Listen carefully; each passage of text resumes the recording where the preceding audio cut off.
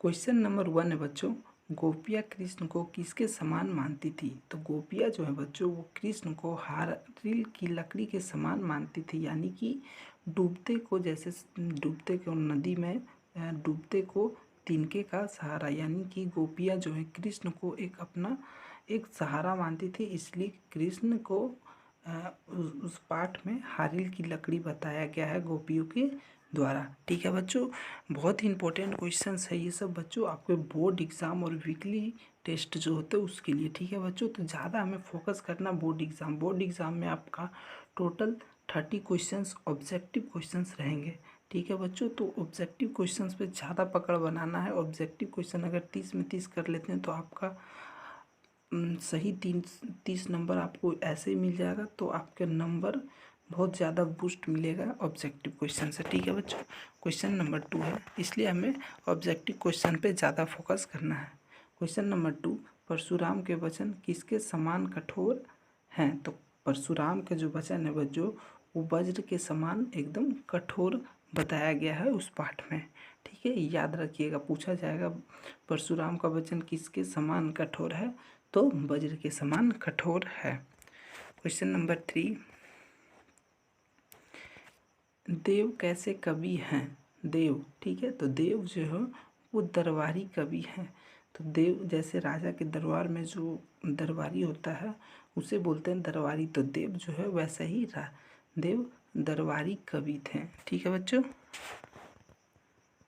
Question number 4, माता का आंचल पाठ का नायक कौन है? बच्चों देखिए, जितना भी आपका पाठ है ना, जितना भी एक्सरसाइज है, चैप्टर है, सभी का आप लोग को पाठ का नाम और लेखक का नाम एकदम रट जाना है बच्चों, उससे आपका 2 से 3 प्रश्न जरूर रहेंगे। ठीक है, तो एकदम 2 से 3 प्रश्न के लिए आप एकदम इस चीज़ को रट लीजिएगा, बहुत ही इजी है। ठीक है, सभी का पाठ का नाम और लेखक का नाम। ठीक है बच्चों, तो क्वेश्चन नंबर 4, माता का आंचल पाठ का नायक कौन है? तो भोलानाथ एक बच्चा था जो कि माता का आंचल का पाठ का नायक था। ठीक है बच्चों, क्वेश्चन नंबर 4 हो गया। क्वेश्चन नंबर 5 करते हैं। भोलानाथ किसको देखकर सिसकना भूल जाता था? तो भोलानाथ एक बच्चा था जो कि अपने दोस्तों को देखकर खेलने के लिए, जैसे खेलने के साथियों को देखकर वो जब घर में होता था तो अपने साथियों को खेलता देखकर रोना बंद कर देता था, यानी सिसकना भूल जाता था। ठीक है बच्चों, क्वेश्चन नंबर 6 को करते हैं। कवि ने खाली घड़े को किसकी ओर इशारा की है? तो कवि जो है खाली घड़ा, ठीक है, खाली घड़ा को जो उसने बताया है कि असफल जीवन, यानी उसके जीवन में किसी तरह का कोई भी चीज़ नहीं है, उसे असफल जीवन, खाली घड़ा को असफल जीवन के बराबर बताया है। देखिए, जैसे कि एक प्रश्न है 7 नंबर, उत्साह कवि के उत्साह कविता के कवि कौन हैं? तो इस तरह से प्रश्न आपको पूछे जाएंगे बच्चों, इसलिए आप लोग कविता का नाम, ठीक है, और कवि का नाम याद कर लीजिएगा, और सभी चैप्टर का कविता का नाम याद कर लीजिएगा। ठीक है बच्चों, तो उत्साह कविता के जो कवि हैं बच्चों वो है सूर्यकांत त्रिपाठी निराला। ठीक है बच्चों, उत्साह कविता के कवि सूर्यकांत त्रिपाठी निराला।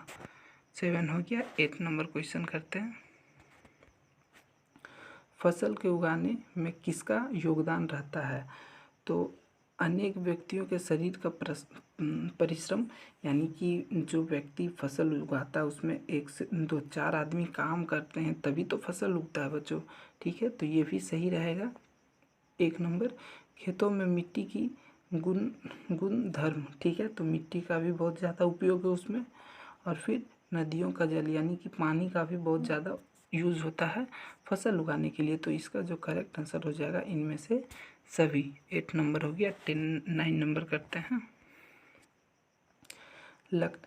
लड़की की माँ को लड़की में किन दुखों का चिंता है?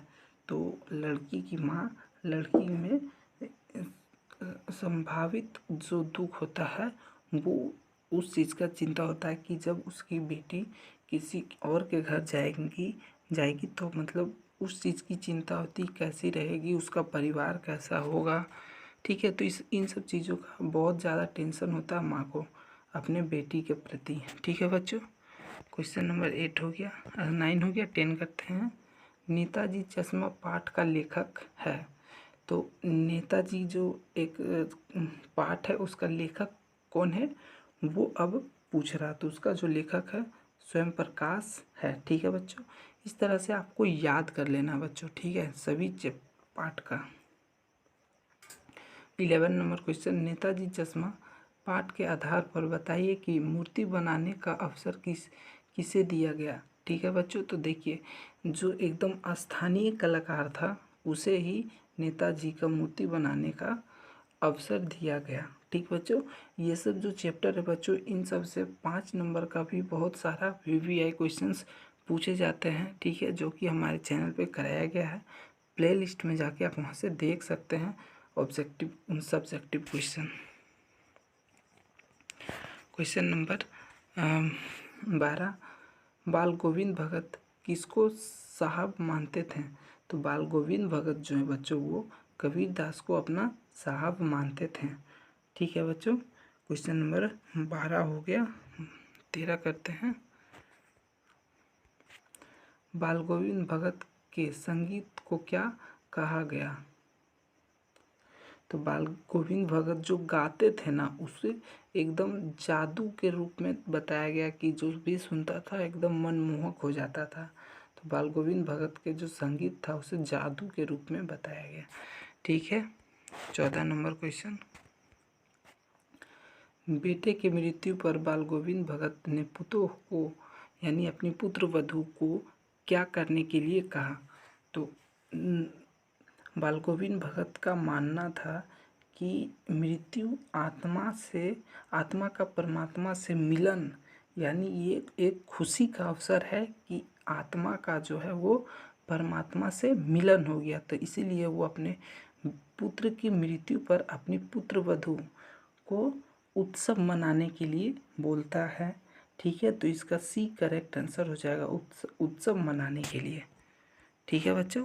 कहानी को आप पढ़ लीजिएगा तो आपके लिए ये सब बहुत इजी क्वेश्चंस हो जाएंगे। नवाब साहब ने खीरे को खिड़की से बाहर क्यों फेंक दिया। तो ये जो है नवाब साहब जो थे खीरे को काट कर पूरा नमक उमक लगाकर सूंघ कर उसे फेंक देते थे और वो अपने अमीरी दिखाने के लिए खिड़की के बाहर फेंक देते थे खीरे को, ठीक है बच्चों। क्वेश्चन नंबर 16 करते हैं। डिब्बे में लेखक के प्रवेश करते ही नवाब साहब के आंखों में कैसा भाव दिखा। नवाब साहब के आते ही मतलब डिब्बे में जब लेखक आया तो नवाब साहब जो बैठे हुए थे ट्रेन में, उसका जो हाव भाव था एकदम असंतोष का भाव था कि कैसा गरीब लोग उनके बगल में आके बैठेगा। तो ये नवाब साहब का था इस तरह का कैरेक्टर। नवाब साहब ने लेखक को क्या खाने का निमंत्रण दिया। तो खीरा खाने का, ठीक है बच्चों। नवाब साहब लेखक को खीरा खाने का निमंत्रण दिया। 17 हो गया। 18 नंबर, फादर बुल्के, ठीक है, यानी फादर की अंतिम क्रिया कहाँ की गई। तो फादर की जो अंतिम क्रिया है बच्चों कश्मीरी गेट के निकलसन कब्रगाह में, ठीक है, एकदम याद कर लीजिएगा, बहुत इम्पोर्टेंट क्वेश्चन है ये। 19 नंबर क्वेश्चन, एक कहानी या भी पाठ में किसकी कहानी वर्णित है। देखिए अब इसका कैरेक्टर कौन है। एक कहानी या भी, ये एक पाठ है, यहाँ से यहाँ तक एक कहानी या भी यहाँ से यहाँ तक, ठीक है। तो इस कहानी में किसका कैरेक्टर है वो पूछ रहा है। तो एक कहानी या भी अगर आप कहानी पढ़े होंगे तभी तो बता पाएंगे, इसलिए कहानी को पढ़ना बहुत इम्पोर्टेंट है। तो मुन्नी भंडारन की एक स्टोरी है, ठीक है, जिस लड़की का, और वो कहानी है मुन्नी भंडारन का एक कहानी या भी, ठीक है। क्वेश्चंस को आप कहानी को पढ़ लीजिएगा तो आपके लिए हिंदी का जो ये है बहुत ही इजी हो जाएगा बच्चों। एक कहानी या भी पाठ में किसकी कहानी वर्णित है, तो किसकी कहानी वर्णित है, मुन्नी भंडारण की। ठीक है, 2 क्वेश्चन रिपीट हो गया बच्चों, 19-20 एक ही सेम क्वेश्चन है। 21 नंबर, पुराने समय में स्त्रियां बोलचाल के लिए किस भाषा का प्रयोग करती थी।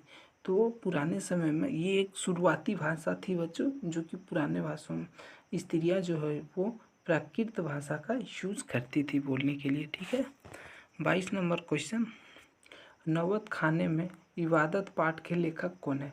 देखिए, पाठ का नाम है नौबत खाने में इबादत, इसका लेखक कौन है। तो आप कहानी को पढ़ के रखिएगा और पाठ का नाम और लेखक का नाम याद करके रखिएगा, तभी तो बता पाइएगा, लिख पाइएगा बच्चों।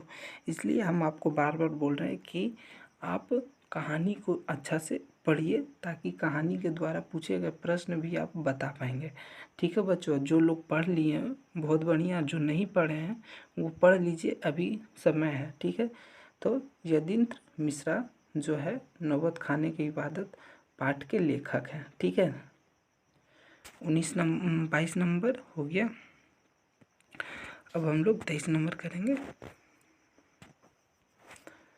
मनुष्य ने पेट की भूख शांत करने के लिए किसका आविष्कार किया। तो आग का आविष्कार किया। ठीक है बच्चों, आग की खोज हुई। ठीक, 23 नंबर क्वेश्चन का आग हो जाएगा।